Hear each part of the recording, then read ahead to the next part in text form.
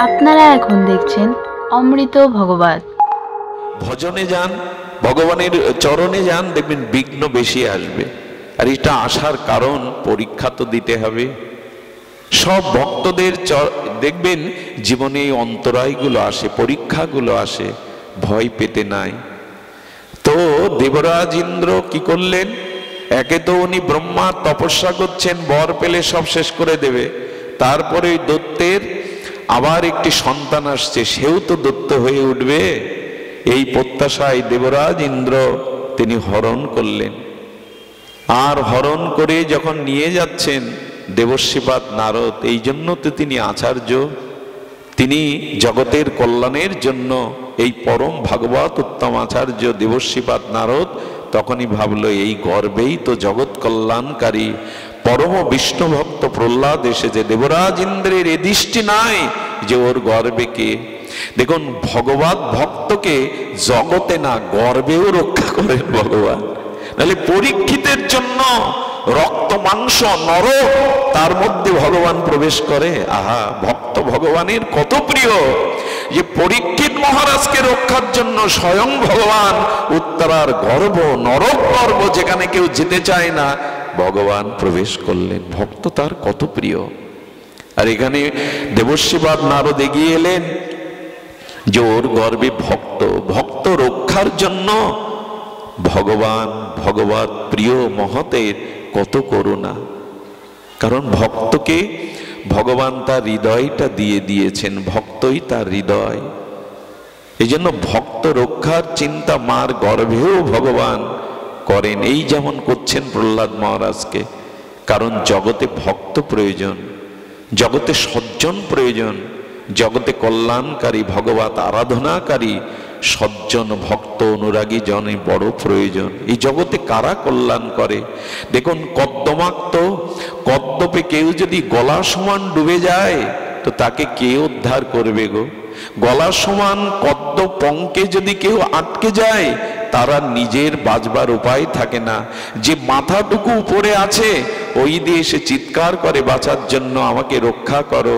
আর ভগবান বলছেন এইরূপ সংসার পঙ্কে মায়ামোহে যে যুগ ডুবে গেছে, যাদের আর উপায় নাই নিজ চেষ্টা বলে, আমি এই জন্য আমার ভক্ত সাধু বৈষ্ণবদের জগতে পাঠিয়েছি। এরকম ডুবন্ত সংসার আসক্ত জীবকে তিনি টেনে তুলে কল্যাণ করেন, এই জন্য আমি বৈষ্ণবদের পাঠিয়েছি, ভক্তকে পাঠিয়েছি।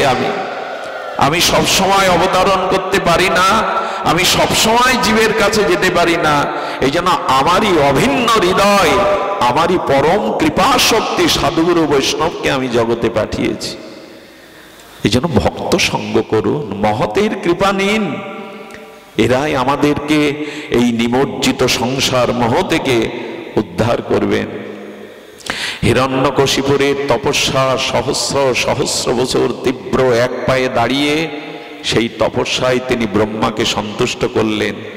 দুটো ঘটনা একসাথে ঘটতে লাগলো। ওদিকে উনি অমরত্ব বর চেয়ে পাননি, কিন্তু আপনারা জানেন যে বর চেয়েছিলেন সে বড় বিস্ময়কর, সকলের জানা। আমি যেন দিনে না মরি। ব্রহ্মা আমাকে তো অমৃত মানে অমরত্ব বর দিতে পারলেন না, তো চালাকি করে বুদ্ধি করে বলছেন দিনে বা রাতে, গৃহে বা বাইরে, হ্যাঁ, ভূমিতে বা আকাশে, কোনো অস্ত্র বা শস্ত্রে, কোনো নর বা নারী কারো হাতেই যেন আমি বদ্ধ না হই। তথাস্তু বললেন ব্রহ্মা। দেখুন, মৃত্যু যতই এড়াবার চেষ্টা করেন, সে ব্রহ্মা হোক আর দেবতা হোক, মৃত্যু এড়ানো যাবে না। ভগবান এসে বললেন, ব্রহ্মা তপস্যার বর দিতে হয় দাও, কিন্তু কোনো ক্রমেই হিরণ্যকশিপুর বাঁচতে পারবে না। আর দেবতারাও উপাসনা করে বলেছিলেন আপনি রক্ষা করুন, এই তপস্যা করলে তো সব নিয়ে নেবে, জগতে সজ্জন শূন্য হয়ে যাবে, ভক্ত শূন্য হয়ে যাবে। এই জন্য দেবর্ষিপাদ নারদ মাতা কয়াধুকে নিয়ে নিজের আশ্রমে রাখলেন। চিন্তা করতে পারেন, পঞ্চম মাসের গর্ভবতী ছিলেন মা জানকী, শান্তি ভক্তিরূপী সীতা। রামচন্দ্র ভেবেছিলেন সীতা যদি রাজপুরীর মধ্যে থাকে, এই ভোগবিলাসের মধ্যে থাকে, আমি আদর্শ সন্তান পাব না। তাই লক্ষণকে দিয়ে তপবনে তিনি বাল্মীকির আশ্রমে সীতাকে বনবাসের নাম করে রেখে এসেছিলেন। কেন জানেন? গর্ভবতী মায়েরা যদি ভগবত চিন্তন, ভগবত আরাধনা, ভগবানের নাম যদি সাধুগুরু বৈষ্ণবের দর্শন সেবা করে, তাহলে ওই প্রীতি, ওই ভক্তি, ওই আশীর্বাদে তার গর্ভস্থ সন্তান ভক্ত হয়ে ওঠে, আদর্শবান হয়ে করা যায়। এ সময় ভগবানের মুখ দেখা যায়, মা দুর্গার পুজো দেখা যায়, কত কি আমাদের মধ্যে ঢুকে গেছে। দেখবেন অনেক মায়ের এরকম প্রশ্ন করে, বাবা এই সময় দুর্গার মা দেখা যায়, ভগবানের বিগ্রহ দেখা যায়। আরে এই সময়টা জপ তপ বেশি করে করতে হয়, গ্রন্থাদি বেশি পড়তে হয়। হ্যাঁ, শুধু ভক্তমণ্ডলী কয়াদু তার গর্বে ভক্তরাজ প্রহ্লাদ হরিনাম হরিকথা বৈষ্ণব সেবার এই মহিমা শ্রবণ করতে করতে গর্বের মধ্যেই তিনি ভগবত ভক্তির পোষণ পেলেন, ভগবত ভক্তির করুণা পেলেন। এর পরের ইতিহাস আপনাদের জানা। আচ্ছা, আমি যদি সংক্ষিপ্ত সারাৎসার এইটুকু বলি, প্রহ্লাদকে এত এত যন্ত্রণা, এত কষ্ট, এত কিছু দেওয়ার পরেও প্রহ্লাদকে কেন বধ করতে পারলেন না হিরণ্যকশিপুর? এখানেই কিন্তু একটা ভরসার কথা আছে। অশুভ শক্তি যতই মাথা ছাড়া দিক, অধর্ম যতই প্রভাব বিস্তার করুক, এই বুকে দৃঢ়তা রাখুন, একদিন অধর্ম আসরিক শক্তি পরাজিত হবেই হবে। শুদ্ধ ধর্মকে, ভক্তকে, সৎকে ভগবান চিরদিনই রক্ষা করবেন। একটা বড় বার্তা জগতের বুকে। প্রহ্লাদ ভক্তবাঞ্ছা কল্পতরু, ভক্ত রক্ষক ভগবান প্রহ্লাদকে রক্ষা করে জগতে এই বার্তাই দিলেন। আপনি একবার মনে করুন তো।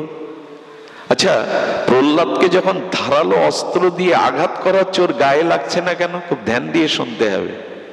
আপনার গায়ে আমি অস্ত্র নিক্ষেপ করছি, আপনার গায়ে লাগবে না, এর একটা যৌক্তিকতা থাকতে হবে তো। এর যৌক্তিকতা কি জানেন? আকাশকে গুলি করলে, আকাশে অস্ত্র দিয়ে কাটলে আকাশকে কাটতে পারবেন? কামান ডেকে, গুলি ডেকে আকাশের কোনো ক্ষতি করতে পারবেন? অনন্ত বস্তু, যা বিভু বস্তু, প্রাকৃত বস্তু অপ্রাকৃত বস্তুকে স্পর্শ করতে পারে না। আরে প্রহ্লাদকে তো ভগবান আত্মসাৎ করে নিয়ে বসে আছেন। তো ভগবান যাকে আত্মসাৎ করেছেন, ভগবানের অঙ্গে প্রাকৃত জগতের কোনো অস্ত্রের আঘাত আসতে পারে? আজও বেঁচে যায় কেন জানেন ভক্তরা? হ্যাঁ, উভয়চর বসুর কথা মনে আছে? ইনি বড় বলশালী ছিলেন। অসুরদের যুদ্ধে দেবতারা একবার তার শরণাপন্ন হয়েছিলেন, আপনি এই স্বধর্ম রক্ষার জন্য, দেবতাদের কল্যাণের জন্য আপনি বলবান বীর, আপনি আমাদের পক্ষে যুদ্ধ করুন। উভয়চর বসু অসুরদেরকে পরাস্ত করে দেবতাদের স্বর্গরাজ্য উদ্ধার করে দিয়েছিলেন। বলেছিলেন, আপনি আমাদের কাছে কিছু বর চান। বলে, বর আর কি চাইবো, আমাকে এখন ছুটি দাও। এই যুদ্ধ করতে গিয়ে ভগবানের আরাধনা অনেক দিন করেনি, জঙ্গলে গিয়ে উনি শ্রীহরির ধ্যান করছেন। শুক্রাচার্য গুরুদেব বলে দিলেন, ওই দেখো এই সময় ওই উভচর বসুর কারণে তোমাদের পরাস্ত হয়েছে দত্তগান, এই সময়ও তপস্যা করছে হরির, যাও ওকে গিয়ে বধ করে এসো। শুক্রাচার্যের আদেশে ওরা অস্ত্র নিয়ে কোপাতে যাচ্ছে, কিন্তু অস্ত্র গিয়ে থেমে যাচ্ছে ওর গায়ের কাছে। ভগবত ভক্তির কি মহিমা দেখুন। উভয়চর বসু হৃদয়ে ভগবানের চরণ ধ্যান করছেন, নাম স্মরণ করছেন, ওইখানে অস্ত্র গিয়ে থেমে যাচ্ছে। আবার দত্তগণ এসে শুক্রাচার্য গুরুদেবকে বলছেন, গুরুদেব ওর গায়ে তো অস্ত্রই লাগছে না। ভগবত ভক্তি সর্বদা রক্ষা করে ভক্তকে, ভক্তকে ভক্তিকে ভগবানের নাম রক্ষা করে। বললেন, হবে না, আমিও যদি শুক্রাচার্য গিয়ে অস্ত্র নিক্ষেপ করি ওর গায়ে, বাঁধবে না। তার কারণ হরি ওর হৃদয়ে ওকে বসিয়ে রেখেছেন। তো হরির গায়ে অস্ত্র যাবে কি করে? একটা উপায় আমি তোমাদের বলে দিতে পারি, ওর কানের সামনে গিয়ে হরির নিন্দা করো, সাধু নিন্দা বৈষ্ণব নিন্দা করো। ওই হরি নিন্দা সাধু নিন্দা শুনে যদি ওর হৃদয় থেকে ভগবান অপসারিত হয়, তখন লাগবে। আরে লাগবে কি গো, ওর কানে যতই হরি নিন্দা করে হরির ধ্যানে রয়েছে, বরঞ্চ সেই হরির বিভাবিত ভাবের তেজকিরণ অনুভূতিতে অসুররাও এক সময় নিন্দা করতে করতে হরি হরি বলে ওর চরণে পড়ে গেল, তাদেরও জয় হয়ে গেল। এই জন্য রক্ষা আমাদের কেউ করবে না। আর এই জগতে একমাত্র আশ্রয়দাতা রক্ষাকর্তা ভগবান। যত বিপদ, যত সংকট, যত সমস্যা থাকুক, ভগবানকে স্মরণ করুন, তার চরণ আশ্রয় করুন। আর অর্জুনের দেওয়া এই গীতার বাণীকে সম্বল করুন, ন মে ভক্ত প্রণশ্যতি, আমার ভক্তের বিনাশ নাই। এরপরেও কি আমাদের আস্থা আসবে না? যদি সংকট থাকে, বিপদ থাকে, বিপদ নাশন ভগবানের চরণ আশ্রয় করুন। আরে লক্ষ্য করুন, হনুমানের লেজে যে সোনার লঙ্কা পুড়ে গেল, আরে বর্ণনা করেছেন তুলসীদাস, সোনার লঙ্কা ঘরগুলো হনুমানের দেওয়া আগুনে পুড়ে পুড়ে সোনা গলে যেতে লাগলো। তা যে আগুনে সোনাও পুড়ে গলিত হয়, সেই আগুনে হনুমানের একটা লোম পুড়ল না কেন? এর তো একটা ব্যাখ্যা চাই, একটা ব্যাখ্যা তো থাকতে হবে। হনুমান, তোমার লোম কেন পুড়ল না? হনুমান উত্তর দিয়েছিলেন, মা সীতাকে বলছেন, মা আচ্ছা আমি পুরো লঙ্কা পোড়ালাম, আমার গায়ের পশম পুড়ল না কেন? মা বলে, হৃদয়ের দিকে তাকাও, তোমার হৃদয়ে যে প্রভু আর আমি বসে আছি, প্রভুর নাম তোমার হৃদয়ে বসে আছে। তো যে হৃদয়ে ভগবান আছেন, যে হৃদয়ে ভগবানের ভক্তি নাম আছে, দিব্য নাম, সে হৃদয়ে আগুন লাগতে পারে না, তাকে কেউ পোড়াতে পারে না।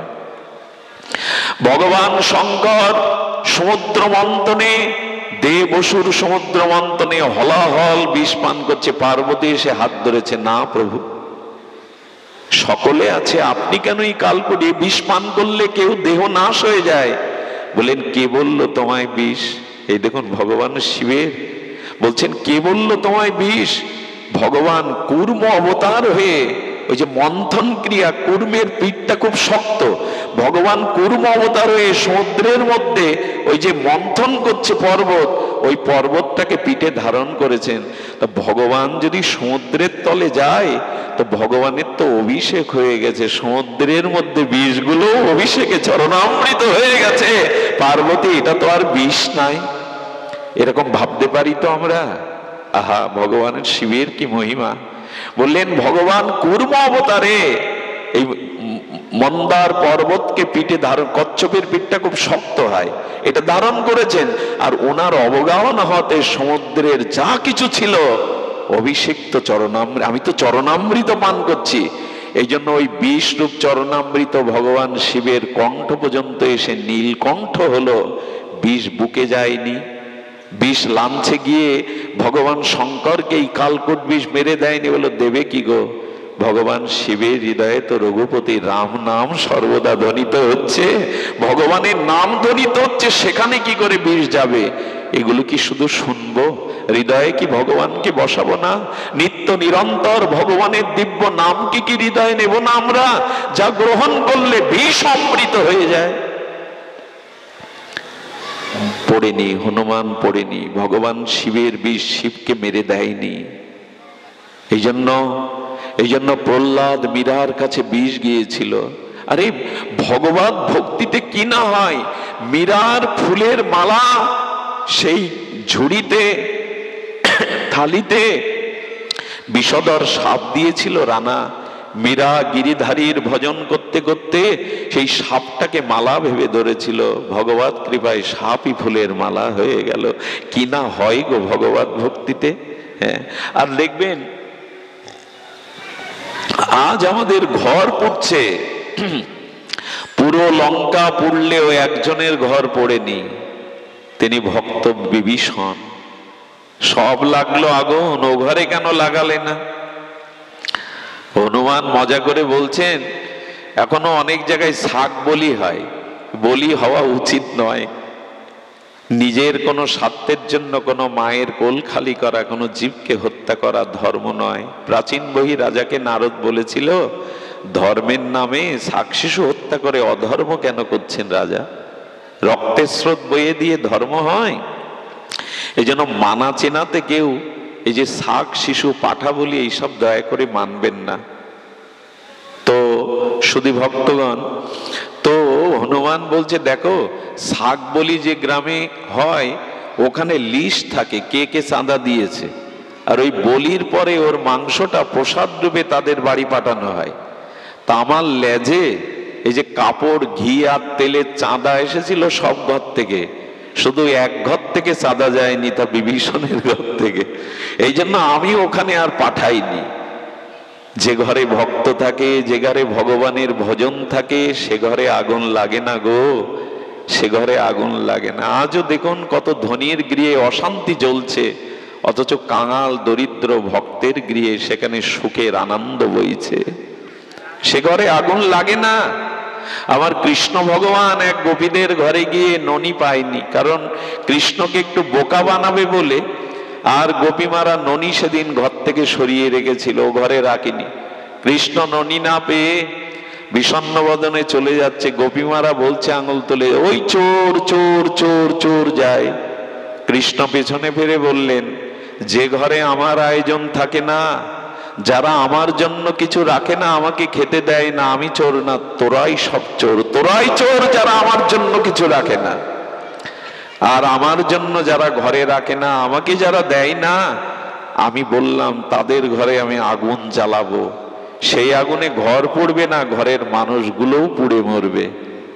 গোবিন্দ ভুল বলেননি, গোপাল ভুল বলেননি।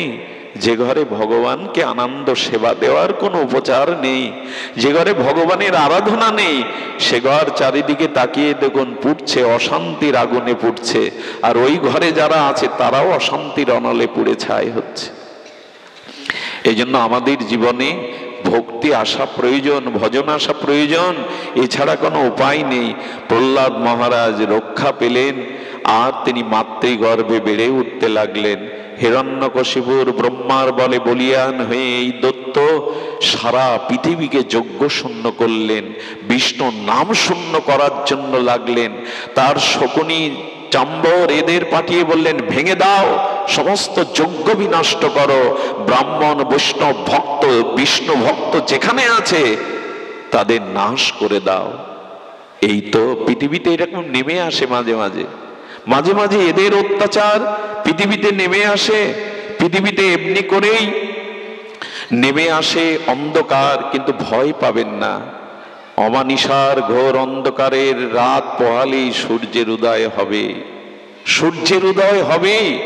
এই জন্য সমস্ত পৃথিবীতে যখন রাজত্ব কায়েম করলেন এই বিষ্ণুর মহাসত্য হিরণ্যকশিপুর, যখন যোগ্য ব্রাহ্মণ দেবতারা কাঁপছে আর ভগবানকে ধ্যান করে বলছেন, প্রভু উপায় করলে না? বললেন, শোনো, আমাকে, আমার ভক্তকে, ব্রাহ্মণকে, বৈষ্ণবকে যে অপরাধ করবে, যে তাদের প্রতি অবিচার করবে, তাদের ধ্বংস আপনি থেকেই আসবে। ব্রাহ্মণ বৈষ্ণব শ্রেষ্ঠজন, ভগবান ভগবত ভক্ত, বেদাদি শাস্ত্রের যারা নিন্দা করবে তাদের পতন হবে। নন্দ বাবা উদ্ধবকে বলেছিল, উদ্ধব আমার কৃষ্ণ কংসকে মারতে পারে না। বলে কেন? আরে কানাই তো কংস বধ করলো। বলো না না, আমার অতটুকু ছেলে কংসকে বধ করতে পারে না, কংস তার নিজের পাপেই মরেছে, কৃষ্ণ তো কারণ, মানুষ পাপেই ধ্বংস হয়। এই জন্য পতন ডেকে আনে পাপ। তো হিরণ্যকশিপুরের এই অত্যাচারে ভগবান বলেছিলেন, ব্রাহ্মণ বৈষ্ণব ভক্ত দ্বিজ মহৎ ভক্তকে যারা কষ্ট দেয়, যন্ত্রণা দেয়, এরা অচিরের ধ্বংস হবে, আমার লাগবে না, এদের ধ্বংস তারাই ডেকে আনবে। পাপই, অপরাধী আমাদের ধ্বংসের কারণ হয়, অন্য কেউ কারণ হয়। তো এই সংসারে আমি আমার ভেদ বুদ্ধি বশবর্তী হয়ে মানুষ সর্বদাই যখন এই আসুরত্ব ভাব পায়, তখন সে জগৎকে ধর্ম শূন্য করতে চায়, ভক্ত শূন্য করতে চায়, ভক্তি শূন্য করতে চায়। আপনারা জানেন এইরূপ ঘটনায় প্রহ্লাদকে বারবার এত অত্যাচার করেছিলেন। তার শুরুতে জানেন প্রহ্লাদকে শুক্রাচার্যের ছেলে তাদের কাছে যখন শিক্ষার জন্য পাঠিয়েছিলেন, সেই শিক্ষার জন্য যখন পাঠিয়েছিলেন, প্রহ্লাদকে কোলে নিয়েই জিজ্ঞাসা করেছিলেন, হিরণ্যকশিপুর কি বিদ্যা তুমি শিখেছ? অম্বরক আর ষাণ্ড। তো এই শুক্রাচার্য দুই ছেলে বিদ্যালয়ে অসুর বালকদেরকে, দৈত্য বালকদের শাস্ত্রীয় শিক্ষা দিতেন। কিন্তু প্রহ্লাদের কাছে যখন জানতে চাইলেন তখন বললেন, বিদ্যার উদ্দেশ্য কি তুমি বলো, বিদ্যা কি শিখেছো বলো। বলো, বিদ্যার একমাত্র উদ্দেশ্য সর্বভূতে ভগবানকে দর্শন, সর্বকিছুর মধ্যে ভগবত দর্শন। প্রহ্লাদ বললেন, এই হলো বিদ্যার উদ্দেশ্য। আরে ডেকে বললেন, কি শেখাচ্ছ ওকে? আমি আপনাদের কাছে অনুরোধ করি, ইংলিশ মিডিয়ামে নিজের সন্তানদের দেন, বড় বড় বিদ্যালয়ে দেন, কিন্তু যদি ধর্মীয় শিক্ষা না দিতে পারেন, যদি ভাগবত ধর্ম শিক্ষা সন্তানদের না দিতে পারেন, আজকে কিছু মনে করবেন না। এই কথাটি বলতে বড় ব্যথা লাগে। সব জায়গায় যাওয়া পড়ে, ভগবান নিয়ে যান গুরু মহারাজ। আর চোখের জল যন্ত্রণা কেন জানেন? আমাদের এই সনাতন ধর্মে দেবীর পূজা বেশি, সরস্বতী পূজা, লক্ষ্মী পূজা, কালী পূজা, দুর্গা পূজা, জগদ্ধাত্রী পূজা, শীতলা পূজা, মায়ের পূজা। কিন্তু আজ দুঃখের বিষয়, আমার ঘরের লক্ষ্মী, আমার ঘরের সরস্বতী এই ধর্মকে ত্যাগ করে, পিতামাকে ত্যাগ করে তারা অন্যদিকে চলে যাচ্ছে। এটা খুব দুঃখের বিষয়, এটা খুব কষ্টের বিষয়। আর এর কারণ অনুসন্ধান করে কি পাওয়া গেছে জানেন? যারা ছোটবেলা থেকে শুধু বিদ্যালয়ের আর এই ইংলিশ, অঙ্ক এই শিখেছে, এটা শিখতে হবে, কিন্তু যে পরিবারে কোনো ধর্মীয় আদর্শ শিক্ষা ওদের মধ্যে যায়নি, তারা এক সময় লোভে, প্রলোভনে, ভোগে আসক্ত হয়ে পথ হারিয়ে বসে। একটু সতর্ক হন। গৃহে যদি ধর্ম অনুশীলন না হয়, ভাগবত চর্চা না হয়, আগামীতে সন্তানাদিকে আপনি রাখতে পারবেন না। এই জন্য অনুরোধ করব, ভাগবত ভক্তি, এই যে আজকে আমাদের বাবু এবং মাতা ঠাকুরানী এই অনুষ্ঠান করছেন, এদের যারা উত্তর সন্তান থাকবে, তারা যখন থাকবে না, কি মনে হবে জানেন? বাবা মা এটা করে গেছেন, আমাকেও ধরে রাখা উচিত। একটা আদর্শ তাদের সামনে রাখুন। হিরণ্যকশিপুর বলছে, কি শিক্ষা দিয়েছো একে? ইতিহাস, ভূগোল এগুলো শিখবে, তা না হলো বিষ্ণু তত্ত্ব শিখে যে সর্বং খলিদং ব্রহ্ম, সবখানেই ভগবানকে দর্শন করাই বিদ্যাসার। যাও ভালো করে শিক্ষা দাও। দেখো, গোপনে কোন বিষ্ণু ভক্ত এসে হয়তো ওকে আমার শত্রুর শিক্ষা দিয়েছে। আবার কিছুদিন পর যখন তাকে কোলে করে, শিশু তো 5 বছরের শিশু, মায়া হয়, বাবার তো স্নেহ থাকে পুত্রের প্রতি, কোলে নিয়ে বলছেন, বলো এবার কি শিখেছো? হ্যাঁ, আর জীবনের উদ্দেশ্য কি বলো? প্রহ্লাদ মহারাজের সেই বিখ্যাত শ্লোক, শ্রবণং কীর্তনং বিষ্ণু শরণং পাদ সেবনং অর্চনং বন্দনং দাস্য সক্ষ আত্ম নিবেদনম। নিখিল শিক্ষা, নিখিল বিদ্যা, নিখিল পড়াশোনার উদ্দেশ্য হলো ভগবানের চরণে যাতে কি হয়? শ্রবণ, কীর্তন, স্মরণ, বন্দন, অর্চন, সক্ষ আত্মনিবেদনে জীবনটা যাতে ভগবত ভজনে, ভগবানের চরণে সমর্পিত হয়। এই হলো পিতা বিদ্যা, এই হলো জগতে বিদ্যা। কৃষ্ণ ভক্তি ছাড়া অন্য কোনো বিদ্যাই নাই। বিদ্যা মধ্যে কোন বিদ্যা সার? রাই কহে, কৃষ্ণ ভক্তি বিনা বিদ্যা নাহি আর। জীবনে যার হরি ভক্তি হলো না, গুরু ভক্তি হলো না, সে যদি জগতে বড় পদ প্রতিষ্ঠা, উচ্চ ডিগ্রিধারীও হয়, তবে হরি ভক্তি, ভগবত ভক্তি না থাকলে ওই পদই তার পতনের কারণ হয়ে যায়। খেজুর গাছের মতো 10 ফুট 20 ফুট লম্বা হয়ে কি হবে? খেজুর গাছ কোন ক্লান্ত প্রতীককে ছায়া দিতে পারে? বাবা, ছায়া দেয় অশ্বত্থ, বট। এই খেজুর গাছ লম্বা হয়। সবার উপরে মানুষ শ্রেষ্ঠ কিসে? খুব বড় চাকরি করলে, বড় পদ প্রতিষ্ঠা পেলে, খুব বড় ডিগ্রি থাকলে? বললো না, সবার উপরে মানুষ শ্রেষ্ঠ কিসে? যদি তার ভগবত ভক্তি থাকে, যদি তার গৌর গোবিন্দ চরণে শুদ্ধ ভক্তি হয়, সেই মানুষই শ্রেষ্ঠ জগতে। কৃষ্ণ ভক্তি বিনা বিদ্যা নাহি আর। আমাদের মহাপ্রভু তিনি দিগ্বিজয়ী পণ্ডিতকে পরাস্ত করেছেন। নবদ্বীপের গৌরব, নবদ্বীপের মুকুট তিনি ফিরিয়ে এনেছেন। যেন নবদ্বীপ হলো পৃথিবীর অন্যতম বিদ্যাপীঠ। সেই নিমাই পণ্ডিতকে নিয়ে গর্ব, আপামর নবদ্বীপের বাসী। দিগ্বিজয়ী পণ্ডিত পরাস্ত।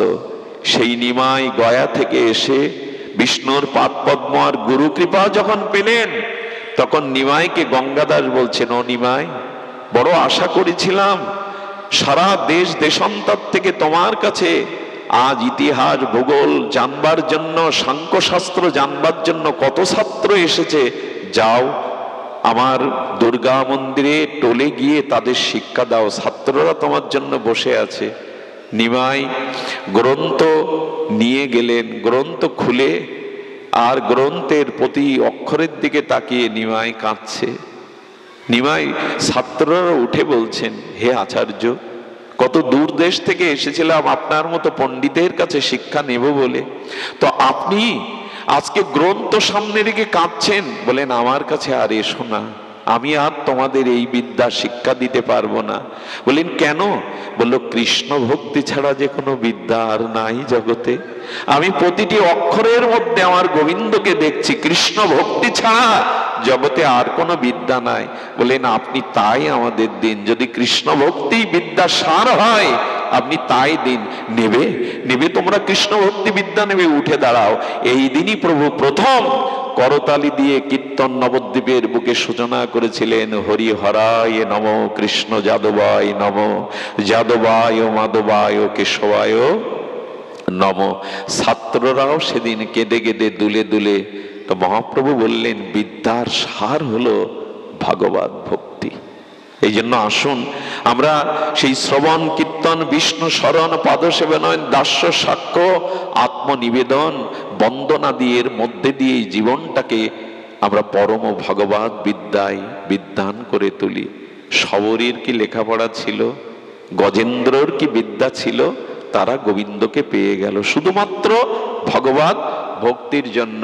এই জন্য আপনাদের নিবেদন করব, প্রহ্লাদকে বধ করতে পারেনি, বরঞ্চ ভগবান হিরণ্যকশিপুরকে বধ করেছিলেন এই ভক্ত রক্ষক প্রহ্লাদকে রক্ষা করবার জন্য। আপনারা জানেন ভগবান তার কথা রেখেছিলেন, ব্রহ্মার সমস্ত বরকে রেখে তাকে মেরেছিলেন গোধূলি বেলায়। গোধূলি দিনও না রাতও না, তিনি শূন্যে আকাশে বা ভূমিতে মারেননি, উরুর উপরে ফেলে মেরেছিলেন। কোনো অস্ত্রশস্ত্র না, নখাগ্র দিয়ে তিনি বুক বিদীর্ণ করেছিলেন।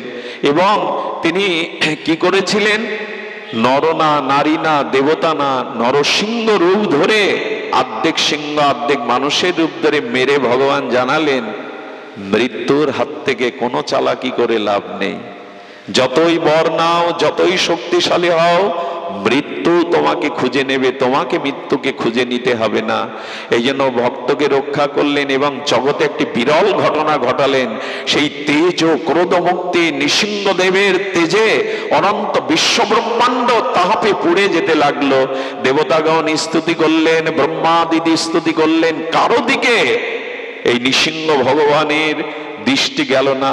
শেষে ব্রহ্মা এলেন, তার পুত্র ব্রহ্মা, তার দিকে দৃষ্টি গেল না। কমলা দেবীকে দেবতা ব্রহ্মা পাঠালেন, তুমি যাও, তুমি তার বিলাস মূর্তি, তুমি যাও।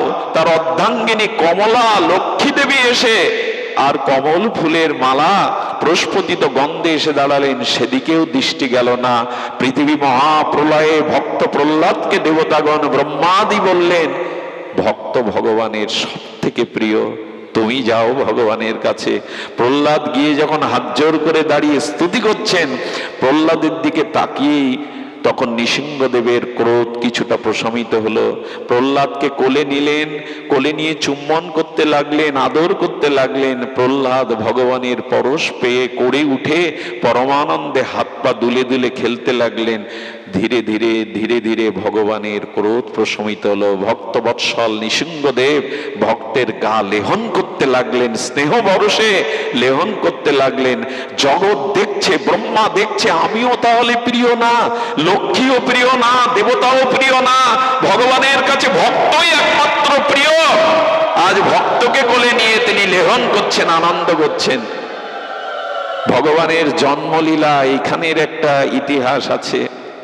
প্রহ্লাদ কোলে যখন আনন্দ করছেন, তখন নৃসিংহদেব তাকিয়ে বলতেন, বাহ, ভগবানেরও মাঝে মাঝে লোভ হয়। লোভ শুধু আমাদের হয় না।